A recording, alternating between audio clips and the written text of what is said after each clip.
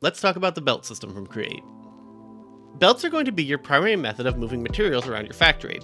They can also serve as a way to transition rotational force. The default recipe for belts is 6 dried kelp, arranged in 2 lines in your crafting window. Remember to always check JEI or REI to see if your recipe is different. Belts must be placed along 2 parallel shafts. The belts can be horizontal, diagonal, or vertical. However, it is important to note that the vertical belt will not transport items. You can extend a belt by right-clicking on the end of it with the belt in your hand, or shorten it by right-clicking with a wrench. Belts cannot intersect, but they can be placed directly on top of or beside one another. Additional shafts can be added anywhere along the belt in order to distribute rotational force to other objects. In order to keep track of what line goes where, belts can be colored with any of the vanilla dyes via right-click, or given any of the casings to add some style. Dyes can be removed with a water bucket, or by removing and replacing the line.